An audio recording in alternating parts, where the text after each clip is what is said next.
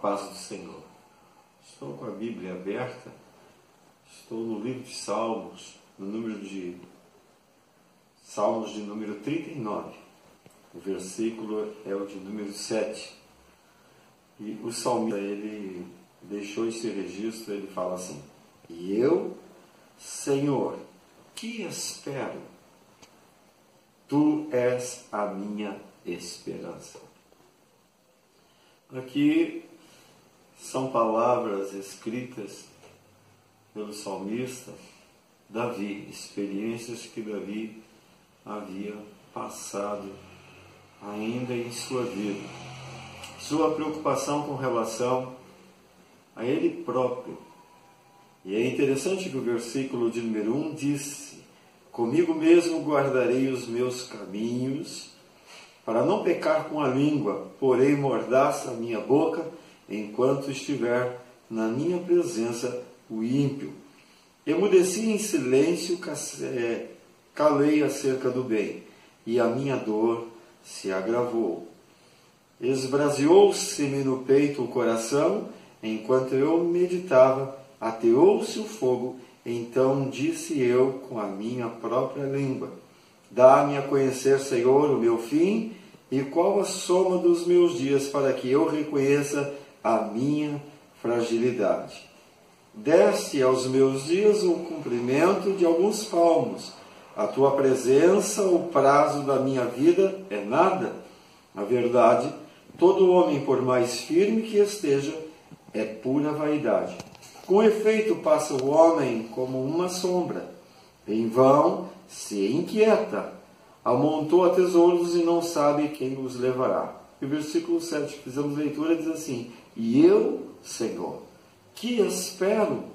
Tu és a minha esperança. Percebo aqui que Davi está fazendo uma autoanálise e ao mesmo tempo está fazendo uma retrospectiva dos seus dias já passados e os dias em que ele estava vivendo. A preocupação dele era com relação à sua língua, à sua boca. Era a preocupação com suas palavras. E ele, de uma forma prudente, chega a dizer que colocou uma mordaça. Algo que lhe, de todo, o impossibilitaria de abrir a boca e falar quaisquer palavras. Então, Davi, ele está demonstrando que foi, de certa forma, diante do ímpio, que é os seus inimigos, os seus adversários, ele foi extremamente prudente. E é interessante que ele se preocupava também com o seu futuro. E sabia que os seus dias estavam nas mãos de Deus. E ele não tinha conhecimento do futuro. Na realidade, o que lhe reservava o futuro. A impressão que se tem é que Davi tinha vontade de saber como seria o seu fim.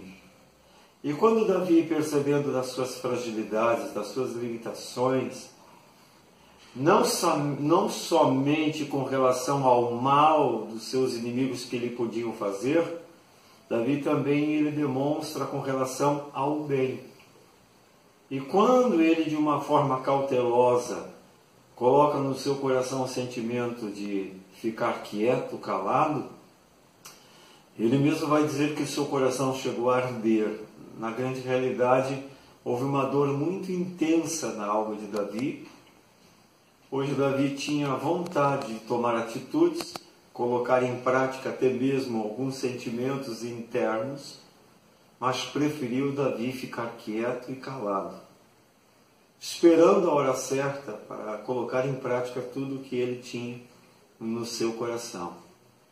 Ele não queria fazer as coisas de forma precipitada. E também não queria semear algo que lá na frente ele iria colher. Ele preferiu emudecer, colocar uma mordaça. Mesmo tendo a oportunidade de fazer o bem, ele preferiu ficar de forma prudente, para que sua vida futura não tivesse nenhum assalto, nenhum prejuízo. E é interessante que Davi ele vai, de certa forma, expor que tanto o ímpio como também o crente, tanto aquele que faz o mal como também aquele que faz o bem, ele demonstra que ambos têm dificuldades, limitações, e também ambos erram. Mas Davi, com relação a tudo isso, ele vai dizer lá no versículo de número 7, e é justamente sobre isso: e eu, Senhor, que espero? A gente percebe claramente que Davi estava ansioso em saber o que a vida iria lhe reservar. Mas ele faz essa pergunta. No versículo de número 1, a gente percebe que Davi está meditando, porque ele diz assim: disse comigo mesmo, guardarei os meus caminhos. Davi falando com relação à sua vida diária, expondo quem realmente ele era, percebendo as suas fraquezas e os seus limites. E quando ele acha nele fragilidades e limitações, Davi percebe que ele não é melhor do que ninguém, mesmo sendo ele quem era, com a honra de ser o rei de Israel. O interessante é de que Davi demonstra uma humildade extraordinária. E no versículo de número 7, na segunda parte, ele vai justamente ter, de certa forma, a compreensão de quem realmente ele tinha a segurança dos seus dias que iriam vir, do seu futuro. Ele diz: tu és a minha esperança. Então, aqui está a grande lição deixada por Davi, o rei de Israel, o salmista, o homem segundo o coração de Deus. É um exemplo para cada um de nós. Um exemplo de homem prudente. E ele vai falar que tudo é vaidade. E ele vai dizer: livra-me de todas as minhas iniquidades e não me faças o opróbrio do insensato. Perceba que Davi, nesse salmo, neste canto, a gente tem que também expor aqui que Davi está louvando ao Senhor. E neste louvor, Davi não oculta os seus erros. E ele deixa para nós a sua humildade e também o reconhecimento de seus erros. Ele não encobriu as suas transgressões. E uma forma de louvor, lá no versículo de número 8, ele diz assim: livra-me de todas as minhas iniquidades. Um homem que tinha a posição que tinha, considerado e reconhecido por Deus como quem era, e ele aqui dá um exemplo de um homem que errava, mas que tinha em Deus a sua esperança de ser um homem melhor. E ele está muito preocupado com relação do seu testemunho para o não crente e até mesmo para o insensato. E ele diz assim no versículo 9: emudeço, não abro os meus lábios porque tu fizesses isso. Olha só, emudeço, não abro os meus lábios porque tu fizesses isso. Aqui ele não está falando com relação a Deus estar tampando a sua boca. Ele está falando com relação ao que Deus não está fazendo. Então ele está tendo a compreensão de que era uma permissão de Deus que algumas coisas acontecessem em sua vida. Tanto do insensato, tanto do iníquo, quanto ele próprio. Então nós temos que aceitar e esperar em Deus. E muitas das vezes Deus permite certas coisas e circunstâncias para que nós venhamos a ter experiências e chegarmos ao nível que Davi chegou. Acredito que Davi teve essa particularidade. Não é por vaidade, mas seria difícil para nós mortal chegar num nível em que Davi chegou. Mas ele deixa esse exemplo para nós.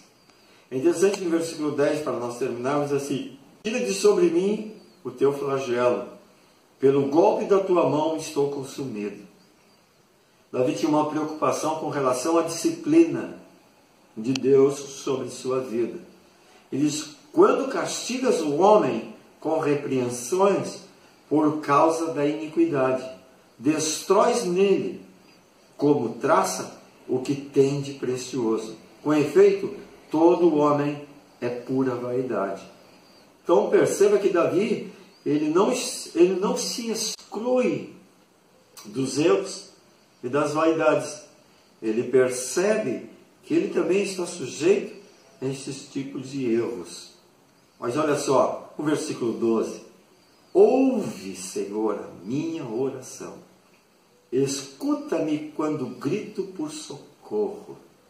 Não te emudeças à vista de minhas lágrimas, porque sou forasteiro à tua presença, peregrino como todos os meus pais o foram. Davi não era, e ele demonstra isso, não era melhor do que seus antepassados. Mas havia algo especial na vida de Davi. Enquanto Davi emudece, ele pede para que Deus fale. Enquanto Davi emudece, ele pede para que Deus ouça a sua alma gritando por socorro e, além do mais, por esperança. A esperança de Davi era o mover de Deus em seu favor.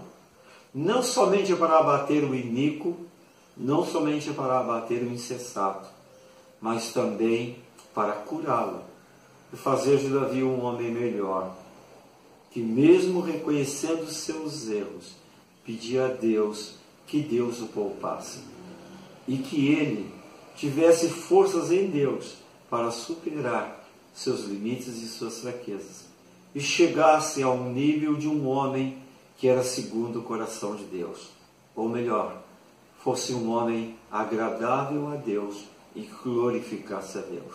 Davi era especial. Davi era um homem especial. E terminando o versículo 13, ele diz: desvia de mim o teu olhar, para que eu tome alento. Perceba que é interessante esse momento em que Davi está dizendo, porque geralmente nós usamos e ousamos falar, não desvia de mim o teu olhar, Senhor. Aqui Davi está pedindo justamente ao contrário, desvia de mim o teu olhar. Porque Davi, no temor, ele sabia que diante dos seus erros e fraquezas, se Deus o continuasse olhando para Davi, cito para Davi, parecia que Deus iria executá-lo. Então, para Davi parecia que Deus estava irado com ele. Então, Davi, neste momento, está pedindo para que Deus desvie o olhar, porque Davi pensava que naquele momento não haveria para ele misericórdia. Mas neste momento Davi está dizendo o seguinte: Senhor, da forma que eu estou me comportando, quando medito e vejo quem eu sou, se tu olhares para mim, tua ira vai se acender.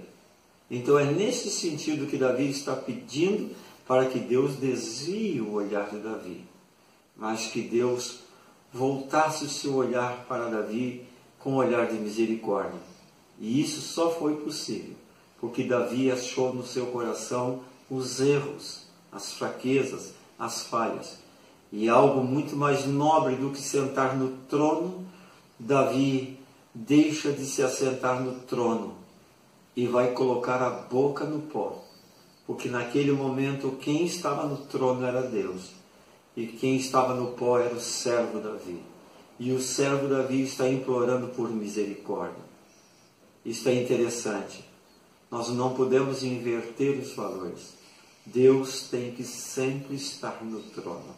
E nós temos que sempre estar a seus pés, reconhecendo os nossos pecados, as nossas fraquezas e os nossos limites. Sempre lembrando de que aquele que está sentado no trono tem a verdadeira coroa real. Tem as verdadeiras vestes reais. Ele é santo. Ele é justo.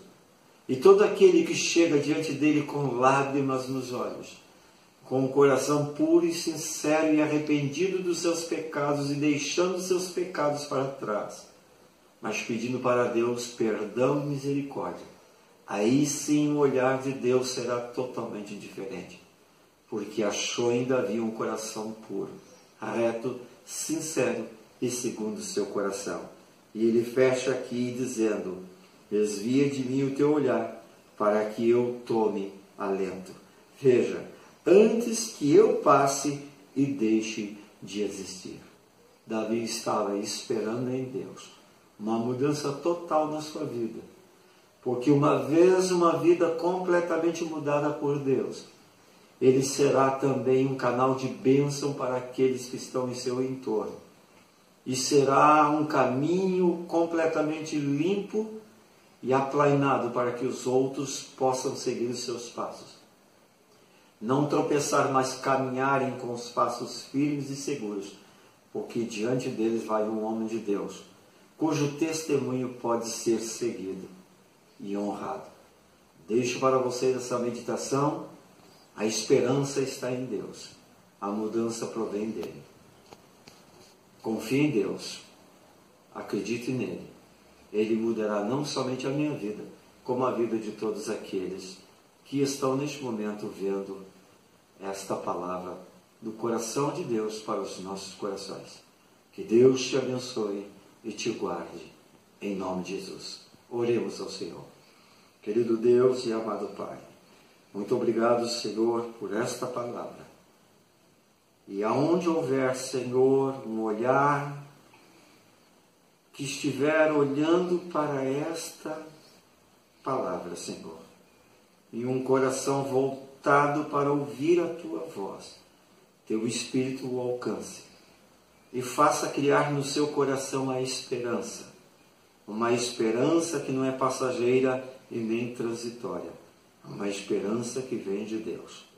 Esta permanece para sempre, é imutável, e a nossa esperança está em Ti, ó Senhor, para que os nossos dias futuros sejam eles todos contados a palmo e a palmo das Tuas mãos, sem que nenhum deles, Senhor, seja deixado para trás, e que em todos eles possamos glorificar o Teu nome com o nosso testemunho. Alcança esta alma que nesta hora ouve a Tua voz, a Tua palavra. A voz é minha, mas a palavra é sua. Os alcance e os abençoa em o nome de Jesus. Que Deus te abençoe e te guarde, e crie em ti a esperança de confiar e esperar em Deus. Deus te abençoe em o nome de Jesus. Amém.